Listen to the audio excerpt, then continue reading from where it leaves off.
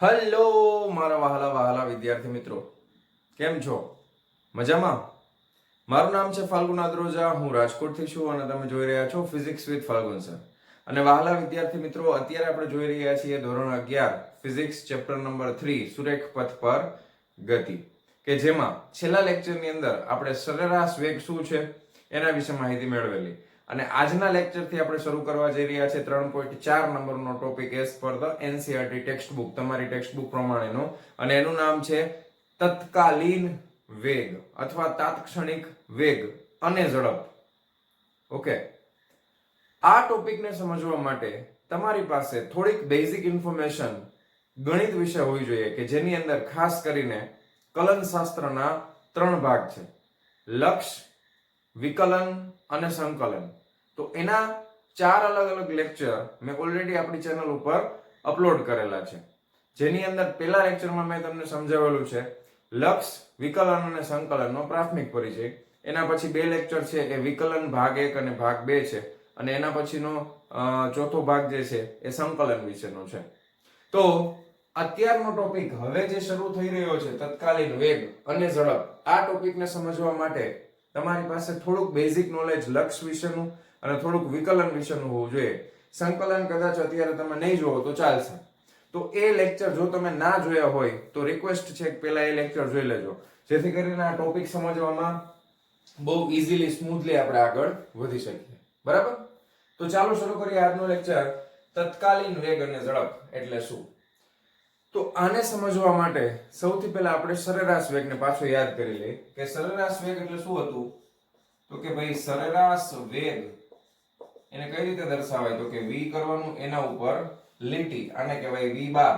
સરેરાશ વેગ બરાબર સ્થાનમાં થતો ફેરફાર એટલે ડેલ્ટા x ના છેદમાં સમયગાળો એટલે ડેલ્ટા t.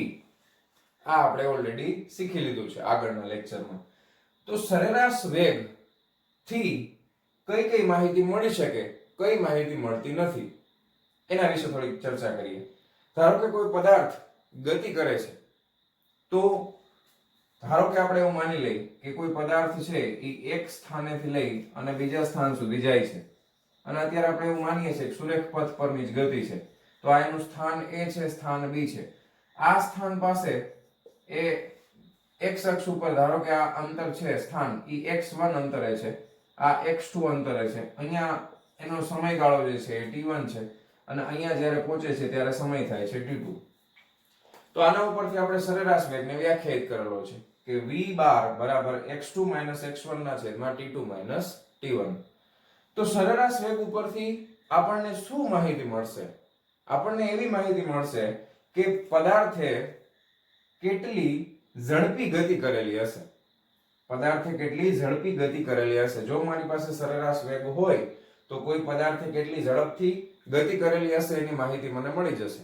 ધારો કે તમે તમારા ઘરેથી સ્કૂલે જાઓ છો, તમારા ઘરેથી તમે સ્કૂલે જાઓ છો, તો તમારા ઘરેથી સ્કૂલનું જે કંઈ પણ અંતર અથવા સ્થાનાંતર આપણે માપી લઈએ અને તમે ઘડિયાળમાં તમે સમય જોઈ લો, તો જનરલી તમારે દરરોજ સ્કૂલે પહોંચવામાં 15 મિનિટનો સમય લાગે છે એવું આપણે માનીએ.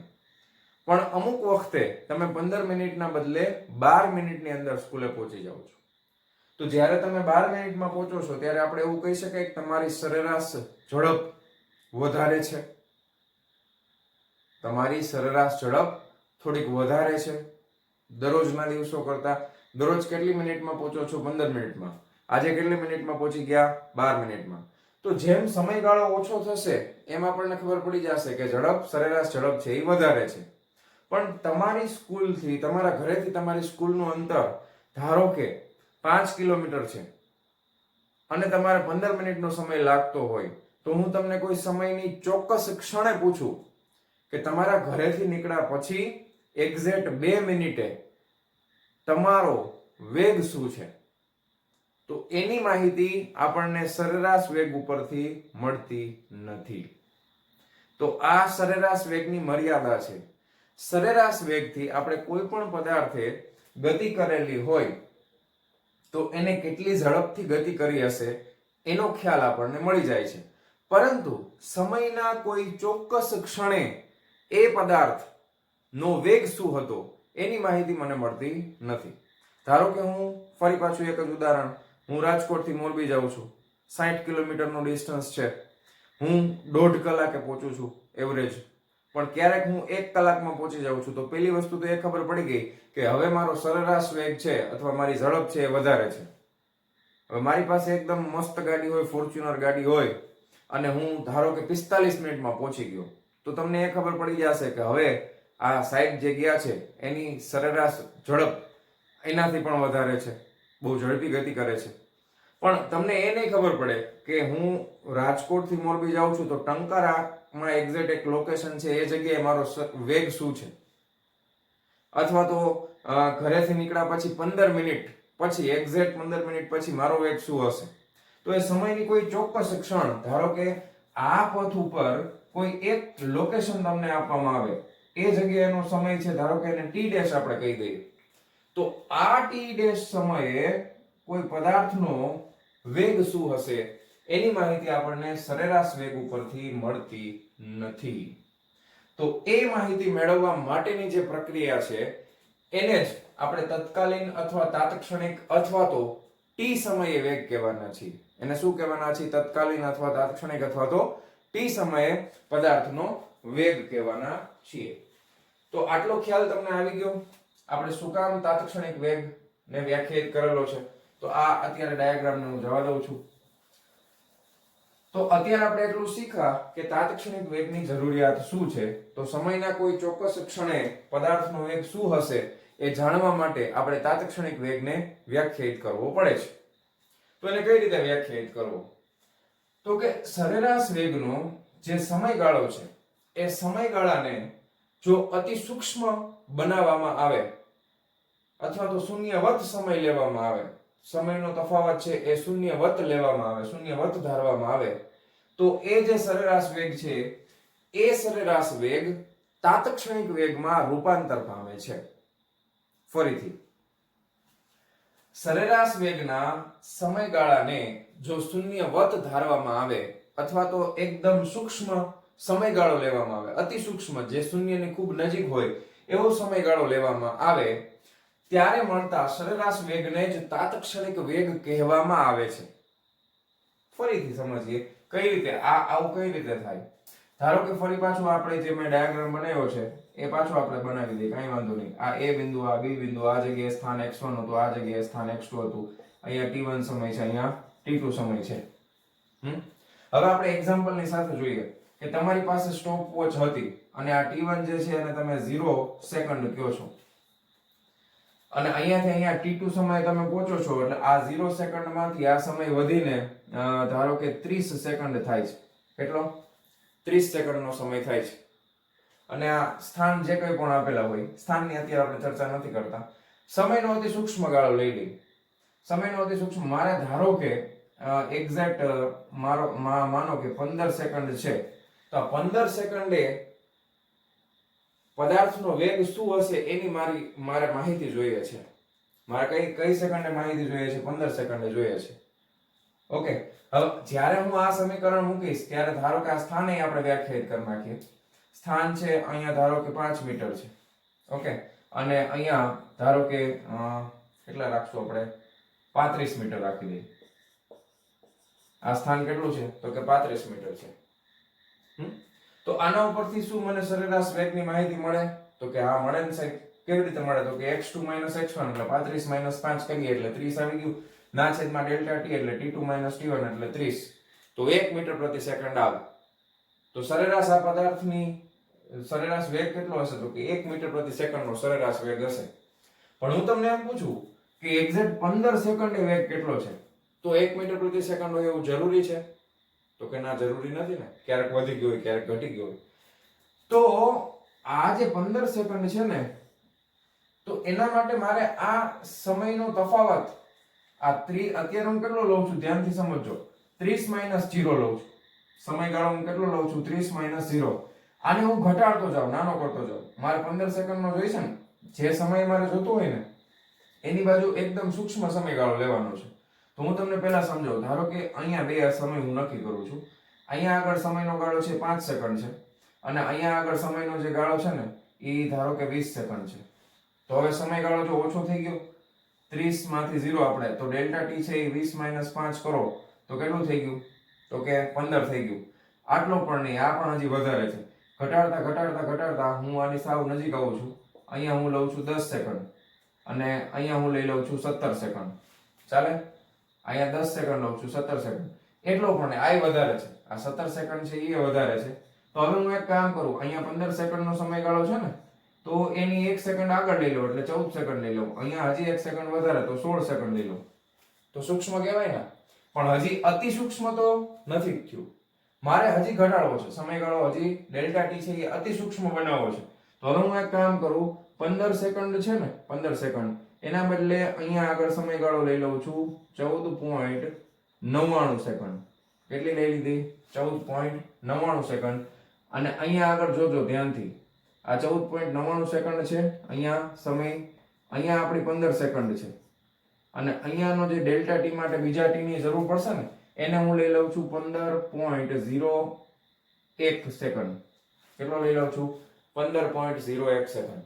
તો હવે આ જે સમયનો તફાવત આવ્યો ને ડેલ્ટા ટી, આ લગભગ તમે આ બાદબાકી કરશો, બાદબાકી કરીએ તો ચાલો કરીએ, 15.01 માઇનસ 14.99 આપણે કરીએ તો જવાબ શું આવે? તો કે 0.02. કેટલો જવાબ આવશે? આમાંથી આ બાદ કરો તો આનો જવાબ આવશે 0.02 સેકન્ડ.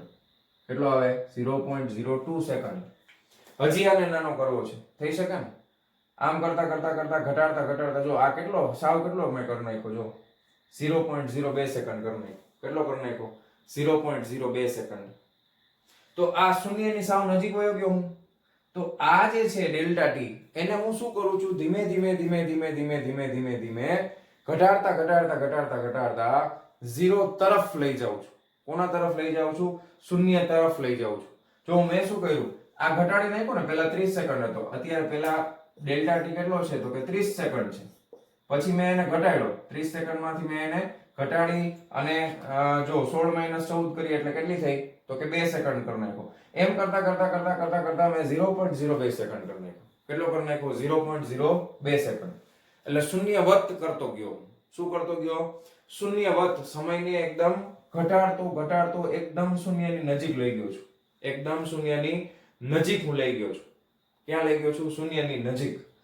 તો આ જે પ્રક્રિયા છે, શૂન્યની નજીક લઈ જવાની પ્રક્રિયા, એને સમજવા માટે લક્ષની જરૂર પડે. એને સમજવા માટે કોની જરૂર પડે?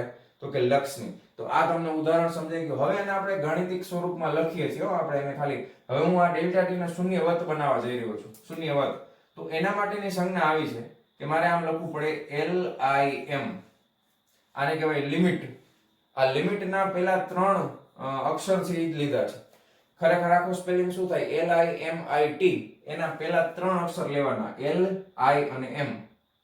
તો લિમિટ, આને કહેવા બોલવાનું લિમિટ. આ છે ડેલ્ટા ટી. પછી આમ કરીને એરો કરી દેવાનો. શું કરવાનો? એરો. આને કહેવાય ટેન્ડ્સ ટુ, ની તરફ જવું. કોની તરફ જાય છે? તો કે શૂન્ય તરફ. તો આને આ રીતે બોલાય, યાદ રાખજો. Limit delta T tends to 0. Tends to એટલે ની તરફ જવું. તો આપણે આ સમયનો તફાવત છે શૂન્ય તરફ લેતા જઈએ છીએ. જો આ લઈ ગયો હું, સમજાણી નાખી પ્રોસેસ.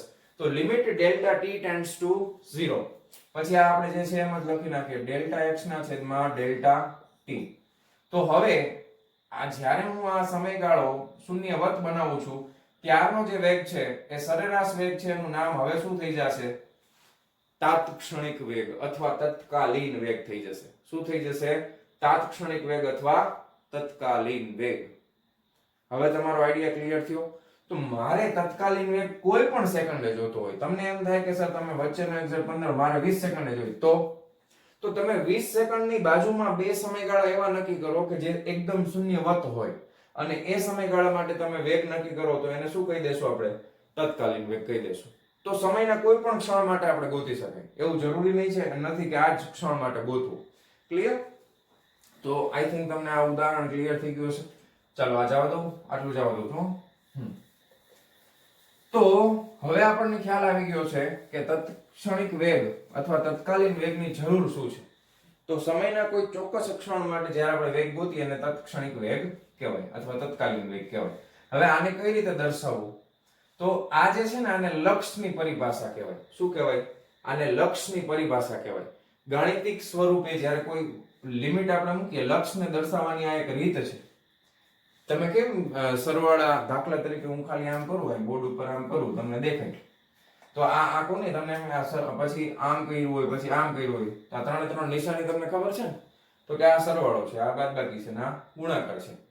તો આવી જ રીતે જ્યારે આવું કઈ લખેલું આવે લિમિટ કરીને, નીચે ડેલ્ટા ટી પણ હોઈ શકે, બીજો કોઈ પણ પદ એમાં આવી શકે, અને એમાં 0 લખેલું હોય તો તમને ખબર પડી જાય કોની પરિભાષા છે, તો કે આ લક્ષ દર્શાવે છે. ગણિતની એક પ્રક્રિયા છે શૂન્યવર્ત બનાવવાની. અને લક્ષ આવશે એના પછી જ હવે આને કઈ રીતે દર્શાવવાનું, તો કે વિકલનના સ્વરૂપમાં આપણે દર્શાવવાનું છે.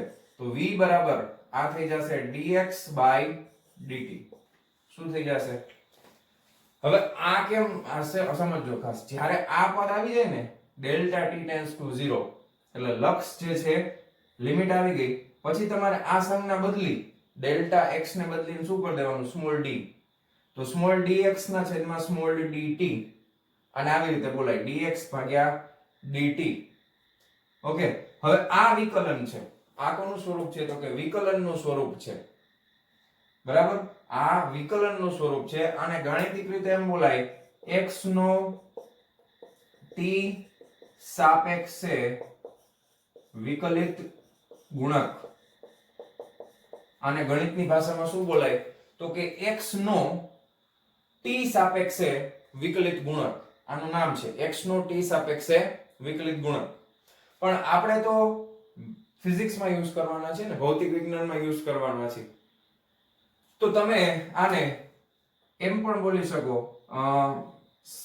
સ્થાનના ફેરફારનો સમય દર. આને શું બોલાય? સ્થાનના ફેરફારનો સમય દર. ઉપર dx છે, dx શું બતાવે છે? તો કે સ્થાનમાં થતો ફેરફાર. dt એટલે સમય દર. જ્યારે પણ સમય દર લખેલું આવે ત્યારે હંમેશા છેદમાં સમય આવશે. આ ધ્યાનથી સમજજો, ક્યારેય ભૂલ નહીં થાય. આખા ફિઝિક્સમાં અઢળક જગ્યાએ આવશે. અથવા ખાલી દર લખેલું હોય સમય દરની બદલે, તો પણ છેદમાં સમય જ આવશે. સમય દર લખેલું હોય અથવા ખાલી દર લખ્યું હોય તો છેદમાં હંમેશા સમયગાળો જ આવશે. સ્થાનનો ફેરફાર એટલે dx. સ્થાનનો ફેરફાર એટલે શું થાય? તો કે dx, જેને આપણે સ્થાનાંતર કહીએ છીએ ને. તો સ્થાનના ફેરફારનો સમય દર આપણે ભૌતિક વિજ્ઞાનની ભાષામાં આ રીતે બોલશું, સ્થાનના ફેરફારનો સમય દર. અથવા આને આમ પણ બોલી શકાય t ક્ષણે વેગ. શું બોલાય? t ક્ષણે વેગ. આનું જ નામ શું છે? તત્કાલીન વેગ પણ છે, તાત્ક્ષણિક વેગ પણ છે, અથવા આને આમ પણ બોલાય t ક્ષણે વેગ. શું બોલાય? t ક્ષણે વેગ. તો તમને આ લખેલું વાંચતા આવડવું જોઈએ. તમે કઈ રીતે વાંચશો? v બરાબર dx by dt. v બરાબર dx, સ્મોલ d છે ને, dx by એટલે ભાગ્યા, ઇંગ્લિશમાં ભાગાકારને બાય કહેવાય, તો કામવાળી બાય નહીં હો. v બરાબર dx by dt. Okay, v બરાબર dx by dt બોલતા આવડવું જોઈએ. આને કઈ રીતે બોલશું? v બરાબર limit delta t tends to 0, delta x by delta t. Clear? તો આ વસ્તુ આપણે શીખવાની હતી. હવે મેળવવો કઈ રીતે? બરાબર ને, આપણને ખબર તો પડી ગઈ કે આ જે સમયગાળો છે એને આપણે શૂન્યવત બનાવી દઈએ, 0 ની સાવ નજીક લઈ જઈએ, ત્યારે આપણને તાત્ક્ષણિક વેગ મળશે. પણ એ પ્રોસેસ કરવા માટે આપણી પાસે 3 અલગ અલગ મેથડ છે. આ પ્રક્રિયા કરવા માટે આપણે 3 વસ્તુ શીખવાની છે. બરાબર? હવે એ કઈ કઈ છે? તો કે આ જો મેળવવું હોય ને મારે, તો એમાં સૌથી પહેલી રીત જે છે એનું નામ છે આલેખીય રીત. ઓકે, અને બીજી રીતનું નામ છે સંખ્યાકીય રીત. બે રીત છે, આલેખીય રીત અને સંખ્યાકીય રીત. આ બે રીતનો ઉપયોગ આપણે પ્રેક્ટિકલી નહીં કરીએ. આપણે ઉપયોગ કરશું વિકલનની રીતનો, જે આ છે. કઈ રીતનો ઉપયોગ કરશું? આપણે હંમેશા આ જ યુઝ કરવાના છીએ, વિકલનની રીત, અથવા આને ગાણિતીય રીત કહેવાય. પણ આપણે શીખવી ત્રણેય પડશે. આલેખીય રીત પણ શીખવાની છે, પરીક્ષામાં એ પણ પૂછી શકે, સંખ્યાકીય રીતે આવડવી જોઈએ, અને પછી વિકલનની રીત આપણે જોવાના છે. ક્લિયર? તો તમે આટલી વસ્તુ આમાં તમને લાગે કે સર નોટ ડાઉન કરી દેવું છે, તો એ નોટ ડાઉન કરી લ્યો. અને આપણે હવે શરૂ કરવા જઈ રહ્યા છે પહેલી રીત, અને એ છે આલેખીય રીત. આપણે ત્યાંથી શરૂઆત કરીએ છીએ. આલેખીય રીતના આપણે આજના લેક્ચરમાં સમજશું. ચાલો આ જવા દઉં છું. જવા દઉં. ચાલો વિદ્યાર્થી મિત્રો, હવે આપણે જોવાના છીએ પહેલી રીત, અને એનું નામ છે આલેખીય રીત. આલેખની મદદથી તાત્ક્ષણિક વેગ કઈ રીતે મેળવવો. તો એના માટે તમને ખબર છે કે આપણે પહેલું જે ઉદાહરણ લીધું હતું ગાડી વાળું, ઓકે, 0 થી શરૂ કરી અને ગાડી છે જમણી તરફ જાય છે અને ત્યાંથી વળાંક મારીને ડાબી તરફ આવે છે. યાદ આવી ગયું? પહેલું જે ઉદાહરણ હતું ઈ. તો એના માટે આપણે સ્થાન અને સમયનો આલેખ તમને ટેક્સ્ટ બુકમાં આકૃતિ 3.3 માં દર્શાવેલો છે. એને ફરીથી એકવાર જોઈ લઈએ, પછી આપણે આલેખની રીત ઉપર આગળ આવીએ. તો અહીંયાથી તમે જુઓ કે ગાડી જ્યારે શરૂ થાય ત્યારે એની સ્પીડ, એની ઝડપ એ વધતી જશે. પછી અમુક સમય પછી આ સીધી રેખા આપણને મળે છે. એનો મતલબ એમ કે અહીંયા આગળ ગાડીની જે ઝડપ છે અથવા તો ગાડીની સ્પીડ છે એ કેવી છે? તો કે એક સરખા સમયમાં એક સરખું અંતર કાપે છે. તો એને કેવી ગતિ કહેવાય? તો કે નિયમિત ગતિ છે. પછી અમુક સમય પછી અહીંયા આવીને ગાડી ઊભી રહી જાય છે, કારણ કે આ સ્થાન છે, આ સ્થાન છે અને આ સમય છે. આ સમય જે છે ઈ તમને સેકન્ડમાં આપેલો છે, અને આ સ્થાન જે છે x એ તમને મીટરમાં આપેલું છે. તો સમય, સ્થાન વિરુદ્ધ સમયનો આલેખ આ તમે ઓલરેડી જોયેલો છે. હવે આના એક ચોક્કસ ભાગને પકડીને આપણે આલેખની રીત જોવાના છીએ. આખો આલેખને નહીં લઈ, આપણે કોઈ એક ચોક્કસ સ્થાનને આપણે છે ને મેગ્નિફાય કરી દેશું, મોટું કરી દેશું, અને પછી આપણે તાત્ક્ષણિક વેગને સમજવાનો પ્રયત્ન કરશું. શું જોઈએ છે મારે? તો કે મારે તાત્ક્ષણિક વેગ મેળવવો છે. તો પ્રશ્ન એ થાય કે કયા સમયે મેળવવો છે? તો એ સમય હું તમને આપું કે t બરાબર 4 સેકન્ડ. જ્યારે t 4 સેકન્ડ હોય તે સમયે મારે ગાડીનો તત્કાલીન વેગ જોઈએ છે. જ્યારે t બરાબર 4 સેકન્ડ હોય ત્યારે મારે ગાડીનો તત્કાલીન વેગ જોઈએ છે. તો મારે આમાંથી ફક્ત આટલા પોર્શનની જરૂર પડશે, આટલા ભાગની. ધ્યાનથી સમજજો. મારે ખાલી કેટલા ભાગની જરૂર પડશે? તો કે મારે છે ને આ 4 સેકન્ડ માટે જોઈએ છે. તો અહીંયાથી તમે માનો કે મારે આટલા ભાગની જરૂર પડવાની છે. આટલા જ ભાગની જરૂર પડશે, કારણ કે 4 સેકન્ડ તો અહીંયા છે ને, અને મારે સમયના ગાળાને શૂન્યવત બનાવવાનો છે. તો આ જ આલેખને ફરી પાછો આપણે અહીંયા દોરવાના છે. તો એ કઈ રીતે દોરવાનો એ ખાસ ધ્યાનથી સમજજો કે આ x અક્ષ છે, આ y અક્ષ છે. હવે અહીંયા આ આલેખમાં સમયગાળો જે છે 0 થી ચાલુ કરેલો છે અને સ્થાન પણ 0 થી ચાલુ કરેલું છે. પણ આપણે આ આલેખ બનાવવાનો છે મેગ્નિફાય કરીને, તો આપણે સમય છે ને 2 સેકન્ડ થી શરૂ કરશું. આમાં x અક્ષ ઉપર સમય જે છે એ 2 સેકન્ડ થી આપણે ચાલુ કરવાના છે. ક્યાંથી? 2 સેકન્ડ થી. તો આ અત્યારે કાઢ નાખું. અહીંયા આપણે સમય ક્યાંથી ચાલુ થાય છે? તો કે 2 સેકન્ડ થી ચાલુ થશે. અહીંયા 2 થોડુંક મોટું કર્યું છે એટલે આપણે અંતર વધારી દઈએ. આ 3 સેકન્ડ છે, આ 4 સેકન્ડ છે, આ 5 સેકન્ડ છે, અને ધારો કે આ 6 સેકન્ડ છે. બરાબર? આ ડિસ્ટન્સ થોડુંક મોટું કરી નાખ્યું, કારણ કે આપણે મેગ્નિફાય કરીને જોઈએ છે ને, મોટું બનાવીને જોઈએ છે. અને ઉપર અહીંયા જે આ અંતર છે એને આપણે 0 થી ચાલુ કરીએ છીએ. 0 2 4 6 8 10 12 14 16 આ રીતે. ક્લિયર? 18 20 આયલું જ જશે. તમારે જેટલું આગળ ધારો કે લેવું હોય ટેક્સ્ટ બુક પ્રમાણે, તમે એમ કહેશો કે સાહેબ ટેક્સ્ટ બુકમાં તો 20 સુધી છે, તો હાલો 20 સુધી લઈ લઈએ, બસ કાંઈ વાંધો નથી ને. આ સમય છે કેમાં? તો કે એકમ સેકન્ડમાં છે. આ સ્થાન છે કેમાં? તો કે મીટરમાં છે. ચાલો આટલું ક્લિયર. હવે અહીંયાથી તમે જો ઓબ્ઝર્વેશન કરો આ ગ્રાફમાં, તો સ્પીડ, ઝડપ છે એ વધતી જાય છે ને. જો આમ જાય છે ગ્રાફ, આમ ઢાળવાળો છે ને, તો એ ગ્રાફ ઢાળવાળો હોવાથી આપણે જો હું અહીંયા એ જ રીતે બનાવું છું, આમ સમજાય છે? બરાબર ને? આને આપણે મોટું કરી દઈએ તો આવું જ દેખાય ને, આમ ઢાળવાળો આ જ રીતે દેખાશે ને. ક્લિયર? તો હવે આપણે સમજીએ આલેખની રીત શું કહેવા માંગે છે. બધાય જેટલી પણ પ્રક્રિયાઓ છે એ બધી જ પ્રક્રિયાઓ, કોઈ પણ રીત હોય, આલેખની રીત હોય, સંખ્યાકીય રીત હોય કે વિકલનની, બધાયમાં આપણું કામ એક જ છે કે ડેલ્ટા ટી જે છે એને મારે શૂન્યવત બનાવવું છે. શૂન્યની ખૂબ જ નજીક લઈ જવું છે. તો એ ખાસ મગજમાં રાખવાનું.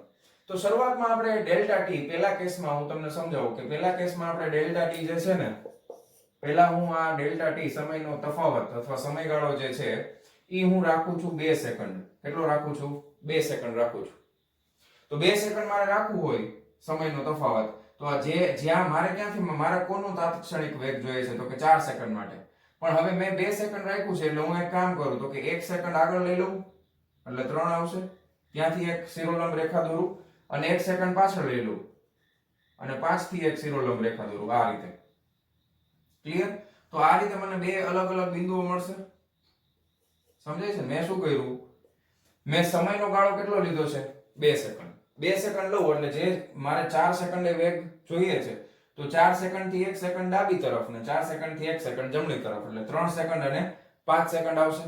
હવે 3 સેકન્ડે જ્યાં ગ્રાફને આપણે આ રેખા ટચ થાય છે એ બિંદુને હું નામ આપું છું P1 અને અહીંયા જે બિંદુ છે એને નામ આપું છું P2. હવે હું શું કરું છું, ધ્યાનથી સમજજો. મારે તાત્ક્ષણિક વેગ જોઈએ છે તો હું આ P1 અને P2 ને જોડતી એક સુરેખા બનાવું છું. આ રીતે P1 અને P2 બિંદુને જોડતી એક સુરેખા હું બનાવું છું.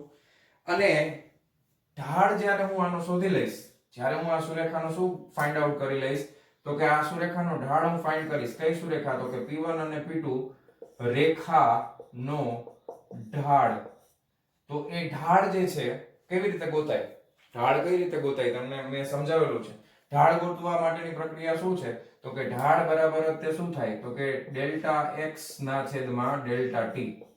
ડેલ્ટા x એટલે x2 - x1 એટલે y અક્ષ ઉપર નો ફેરફાર ના છેદમાં ડેલ્ટા t એટલે t2 - t1. કેવી રીતે ખબર પડી? તો કે જો આ 3 છે એને આપણે t1 કહી દઈએ, 5 છે એને આપણે t2 કહી દઈએ. હવે આને તમે આ અહીંયાથી એક સમક્ષિતિજ રેખા દોરશો એટલે P1 પાસેનું સ્થાન મળશે એને x1 કહી દેશું, P2 પાસેનું જે સ્થાન મળશે એને આપણે x2 કહી દેશું. તો એ રીતે આપણને x2 - x1 ના છેદમાં t2 - t1 કરીએ તો આ ઢાળ મળી જશે. અને એ ઢાળને જ આપણે શું નામ આપ્યું છે? સરેરાશ વેગ. આ સરેરાશ વેગ આપણને કયા સમય માટેનો મળશે? તો કે 3 સેકન્ડ થી લઈ અને 5 સેકન્ડની વચ્ચેનો સરેરાશ વેગ મળે. હજી મને તાત્ક્ષણિક વેગ મળે ન મળે, કારણ કે સમયનો ગાળો મોટો છે ને, 2 સેકન્ડનો છે. તો આ જે ઢાળ મળશે, ખાસ ધ્યાનથી સમજજો. ઢાળ મેં ઓલરેડી વિકલનના લેક્ચરમાં સમજાવેલું છે, ઢાળ કઈ રીતે શોધવાનું. ઓકે, તો y2 - y1 upon x2 - x1 ખરેખર આ y અક્ષ છે ને, ભલા અહીંયા નામ આપણે x આપ્યું છે સ્થાનાંતર અને અહીંયા સમય છે, એટલે આની જે કંઈ પણ ભૌતિક રાશિ હોય એનો ફેરફાર ના છેદમાં x અક્ષ ઉપર જે કંઈ પણ ભૌતિક રાશિ હોય એનો ફેરફાર, એને જ આપણે ઢાળ કહીએ છીએ. એને જ આપણે અહીંયા આગળ એને સરેરાશ વેગ કહેશું. હવે મારે શું કરવું છે, તો કે મારે સમયનો ગાળો અતિ સૂક્ષ્મ બનાવવો છે. એ જ મગજમાં હોવું જોઈએ. તો હવે હું ડેલ્ટા ટી કેટલો લઈ લઉં, તો કે ડેલ્ટા ટી હવે હું લઈ લઉં છું 1 સેકન્ડ. કેટલો લઈ લઉં છું? 1 સેકન્ડ. મારે ક્યાં જોઈએ છે? 4 સેકન્ડ. તો 1 સેકન્ડના 2 ભાગ પાડો તો કે અડધી સેકન્ડ. તો 4 સેકન્ડ થી અડધી સેકન્ડ આ તરફ, એટલે અહીંયા કેટલા હશે? તો કે 3.5 હોય. અને અહીંયા કેટલા હોય? તો કે 4.5 હોય. અહીંયા જોતા હોય તો 5.5 અને અહીંયા જોતા હોય તો અઢી. ખાલી આપણે દર્શાવવું, બાકી કઈ જરૂર નથી. આ 3.5 છે, ત્યાંથી વળી પ્રોસેસ તો આ જ કરવાની. અહીંયાથી એક મારે સ્ટ્રેટ લાઈન ડ્રો કરવાની છે. સ્ટ્રેટ લાઈન એટલે શિરોલંબ રેખા, અને લંબ હોય એક અક્ષને લંબ એવી. તો અહીંયા મને વળી પાછા બે બિંદુઓ મળશે. એને હું નામ આપી દઉં છું Q1 અને Q2. વળી પાછી એની એ જ પ્રક્રિયા, Q1 અને Q2 ને જોડતી એક સુરેખા હું બનાવીશ આ રીતે. અને આ સુરેખાનો શું ગોતવાનો છું, તો કે ઢાળ ગોતી લઈશ. તો એ ઢાળ મને શું આપશે, તો કે 1 સેકન્ડના ગાળા માટેનો સરેરાશ વેગ આપશે. હજી મને શું આપશે? 1 સેકન્ડના ગાળા માટેનો સરેરાશ વેગ આપશે. પણ મારે તો ખરેખર તાત્ક્ષણિક વેગ જોઈએ છે, અને એ પણ 4 સેકન્ડે. તો હવે તમે ખાલી પ્રેક્ટિકલી સમજો કે આ જે બિંદુઓ છે ને P1 P2 Q1 Q2, એવી રીતના બબે બિંદુઓને આ 4 થી હું બે તરફ સમાન અંતરે હું નજીક લઈ આવતો જાઉં. એક બિંદુ અહીંયા લઉં, એક બિંદુ અહીંયા લઉં, એક અહીંયા લઉં, એક અહીંયા લઉં, અહીંયા લઉં. એકદમ બે બિંદુઓ સાવ એકાકાર થઈ ગયા હોય એવું આપણને લાગે, ત્યારે સમયનો જે ગાળો છે એ શૂન્યવત થઈ જાય. તો એ સમયનો ગાળો જે શૂન્યવત થાય છે એ બિંદુ પાસેનો ઢાળ કઈ રીતે શોધવો? તો એના માટે તો આ બે અંતર સાવ નાનું હોય, આ પણ સાવ નાનું હોય. તો હવે તમે સમજો પ્રેક્ટિકલી કે અહીંયા આ જે બિંદુ આપણને મળે છે 4 સેકન્ડ વાળું, એ જગ્યાએ મારે છેલ્લે એવું આવીને ઊભું રહેશે કે અહીંયા મારે સ્પર્શક દોરવો પડશે. શું દોરવું પડશે? સ્પર્શક. આ રીતે. ઓકે, આ સ્પર્શક જે છે એ આ સ્પર્શક છે એ સ્પર્શક x અક્ષની સાથે કંઈક ખૂણો બનાવશે થીટા. આલેખની રીત છે એટલે તમે આલેખ દોર્યો જ હોય, આ તમે દોરેલું જ હોય તો તમારી પાસે સાધનની મદદથી આ કેટલો ખૂણો આંતરે છે આ રેખા એ તમે માપી શકો આરામથી. અને મેં તમને આગળ સમજાવેલું છે કે ઢાળ શોધવા માટે જો તમને થીટા મળી જશે તો tan થીટા બરાબર જ તે શું થાય? ઢાળ થાય. તો તમને આ ખૂણાનું જે કંઈ પણ મૂલ્ય મળે એની કિંમત તમારે tan થીટામાં મૂકી દેવાની અને એના બરાબર જ તે તમને ઢાળ એટલે કે એ જગ્યાનું શું મળી જશે? વેગ મળશે. પણ હવે મેં વેગ ઉપર આમ નિશાની કરેલી નથી, કારણ કે એક્ઝેક્ટ 4 સેકન્ડ પાસેનો સ્પર્શક છે. આ વક્ર જે છે અને વક્ર કહેવાય. આ સમય સ્થાન વિરુદ્ધ સમયનો વક્ર કહેવાય. ટેક્સ્ટ બુકમાં આવા બધા અઘરા શબ્દ આવે વળી કે સર આ શું છે? આ જે મેં દોર્યું ને એને સ્થાન વિરુદ્ધ સમયનો આ વક્ર કહેવાય. વક્ર વાકું છે બરાબર. તો અહીંયા આગળ જે ખૂણો મળે છે એની કિંમત હું અહીંયા મૂકી દઈશ તો મને શું મળી જશે? તાત્ક્ષણિક વેગ મળશે. કારણ કે ચોક્કસ સમયનો સ્પર્શક દોર્યો છે. જો બે સમયના ગાળા વચ્ચેનો નથી, કારણ કે એકાકાર થઈ ગયા ને, બિંદુઓ સાવ નજીક લઈ આવ્યા. કારણ કે મારું કામ એ જ હતું, મારે ડેલ્ટા ટી ઘટાડતા સાવ કેવું કરી દેવું હતું? શૂન્યવત કરી દેવું હતું. એટલા માટે જો મને થીટા મળી જશે એટલે મને શું મળી જશે? એ જગ્યાનો તાત્ક્ષણિક વેગ મળી જશે. ક્લિયર છે આટલી વસ્તુ? ઓકે, ઉતરી ગયું મગજમાં? કોઈ ડાઉટ, કોઈ ક્વેશ્ચન નથી ને? તો આ જે રીત છે આને કહેવાય આલેખીય રીત. આ સહેલી રીત છે કે માથાકૂટ વાળી છે? માથાકૂટ વાળી છે ને. તમારે આલેખીય રીતથી આ બધું કરવું હોય તો આમાં થોડીક માથાકૂટ વધી જાય. પહેલા તો આલેખ બનાવવાનો, પછી આ આપણે અલગ અલગ સમયગાળા ડેલ્ટા ટી નક્કી કરવાના, બે બિંદુઓ લેવાના, પછી એનો ઢાળ શોધતો જવાનો, બે બિંદુઓને નજીક લાવતા જવાના, પછી સ્પર્શક મળે, પછી ખૂણો ગોતવાનો, ખૂણો ગોત્યા પછી tan માં કિંમત મૂકો, ત્યારે આપણને એ જગ્યાનો તાત્ક્ષણિક વેગ મળે. સમજાય છે તમને? તો આ મેથડ છે ઈ થોડીક કોમ્પ્લિકેટેડ છે, અઘરી છે. એટલા માટે આપણે નવી રીત જોવાના છે આના પછીની, અને એનું નામ છે સંખ્યાકીય રીત. એનું નામ શું છે? સંખ્યાકીય રીત. હવે આપણે જોવાના છીએ. ક્લિયર? પણ આજના લેક્ચર પૂરતું આપણે આલેખની રીત સુધી સીમિત રાખીએ છીએ. આજના લેક્ચર પૂરતું આપણે આલેખની રીત સુધી રાખીએ, નકર બધી રીતે એક સાથે કરાવી દઈશ તો મિક્સઅપ થઈ જશે. તો આજના લેક્ચર માટે તાત્ક્ષણિક વેગ ગોતવા માટેની પહેલી રીત આપણે શીખા આલેખીય રીત. તો મેઈન આપણને હવે ખબર પડી ગઈ છે કે તાત્ક્ષણિક વેગ શું કામ ગોતવો જોઈએ, સરેરાશ વેગની શું મર્યાદાઓ છે, એ મર્યાદાને દૂર કરવા માટે આપણે તાત્કાલિક અથવા તાત્ક્ષણિક વેગની જરૂર પડે છે, અને એમાંની પહેલી મેથડ જેનું નામ છે આલેખીય રીત. તો વાલા વિદ્યાર્થી મિત્રો, આશા રાખું છું કે આજના લેક્ચરમાં લગભગ બધી જ વસ્તુ તમને સમજાઈ ગઈ હશે. છતાં કંઈ પણ ના સમજાણું હોય તો તમે કમેન્ટ્સ કરીને મને પૂછી શકો છો. બરાબર? તો મળીએ છીએ નેક્સ્ટ વિડિયો લેક્ચરમાં આના પછીની મેથડની સાથે. ત્યાં સુધી આવજો.